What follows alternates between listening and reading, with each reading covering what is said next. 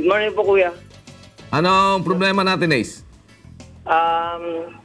Tanong ko lang po kasi po, nagkakaroon po ako ng pantal-pantal po sa balat pag malamig po yung panahon o kaya nasa air condition po ako na lugar.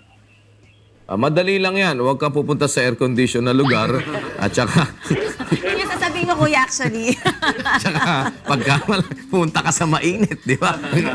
Ikaw naman eh, alam mo naman palang pagka pumunta ka sa aircon, nagpapantal-pantal ka. Anong klaseng pantal, Ace?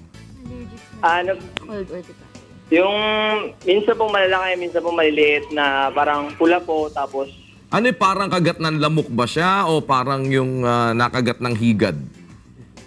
parang yung sa higad po, gano'n po. Higad, oh. Hindi kasi, alam mo yung higad, doktora, no?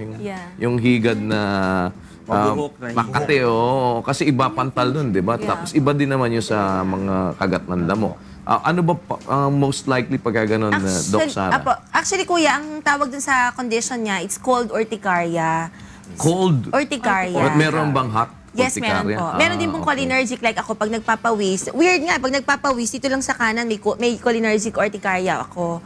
So, sa pawis naman. So, yung sa case po niya, cold urticaria. And tama po kayo doon, ang presentation ng mga pantal nun, mga wheels, para pong katulad nun sa higad. Kasi urticaria din yung binibigay nung sa higad. Yes, okay. And tama rin po kayo na ang pinaka dapat solusyon ay iwasan po yung malamig kung yun ang nagkukos sa kanya ng Pero ng allergy. meron ba yung kasi siyempre lahat yan may pinanggagalingan, Yes. Maaring nasa genetics ba yan? Yeah. O ano bang... Actually, ang tawag po sa mga tao, sa mga individuals o sa mga tao na ganyan nagde-develop ng allergy, atopic individual po sila.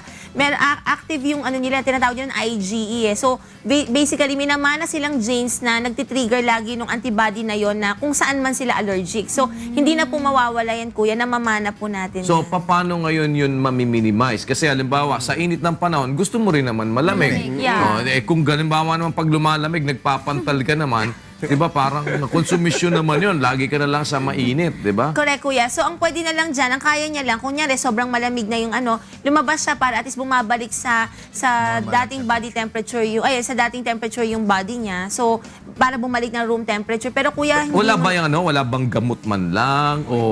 kuya, prevention po talaga. Pero once na meron na, every time Claritin, mga ganun. Claritin, kung may active na. Pero basically, hindi ka naman pwede maging dependent dyan forever. Kasi for example, sa office setting siya nag-work and malamig talaga, pwede na lang siya mag-layering ng ng damit po para at least hindi masyadong pumasok yung damit. So, ang kailangan doon pala sa katawan mo, ma-maintain mo yung kanyang body temperature Yes. na kung saan hindi aabot doon sa point na magkakaroon ka ng ganon. Correct. Yeah. Ang problema kasi kagaya niya, sa broadcast kasi talagang pag pumasok ka ng radio booth, pumasok ka ng mga talagang yan, palamigan yan eh.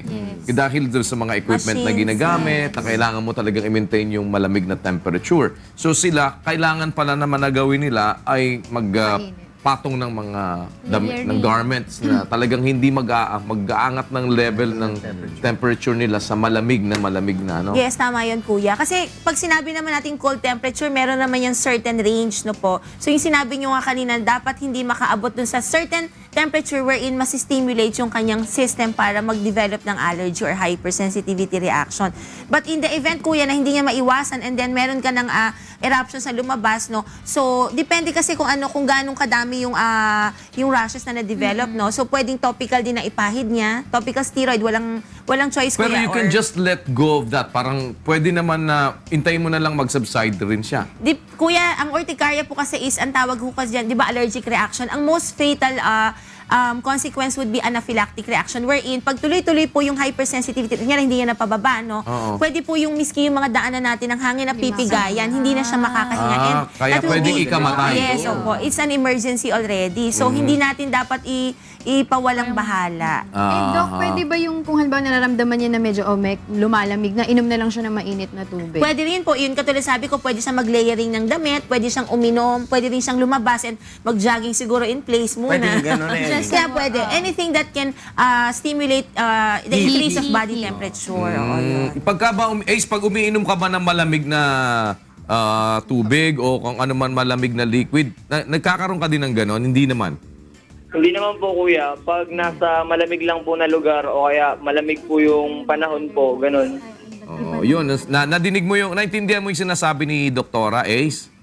Opo, opo. Wag mo Medyo din, nasakit wag mo po din ako. daw pag walang bahala kasi baka mamaya naman mag-cause naman sa'yo ng ano din dahil pwede rin pala yan na lumala at baka mamaya magbunga sa'yo ng mas mabigat na implikasyon. Kuya, excuse po, maidagdag ko lang din, yung iba nga pong pasyente, they would even consider na maghanap ng trabaho kung saan mas mainit o kaya naman yung mga sa may hot urticaria, doon naman sila sa malalamig na country. So minsan may mga ganun pong Ace, ano ba trabaho mo kung di mo naman masamain? Maitanong ko lang.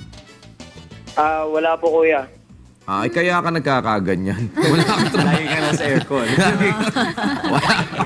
Wala. Maghanap ka ng trabaho. Maghanap ka ng trabaho para hindi para uminit naman yung para katawan uminit niya. ang katawan mo. Gogalaw, wow. Yan. So, kung maghanap ka ng trabaho, dun sa hindi Yeah. masyadong Humanap din ng love malamig. life, sabi ni Angela. Para Yeah. mainit. Mas malamig nga yun eh. Di ba? Ayan. Okay, Ace, naintindihan mo yung payo ni Doktora Sara Barba. Opo, opo kuya. Salamat po kuya. Okay, salamat. Thank you, thank you.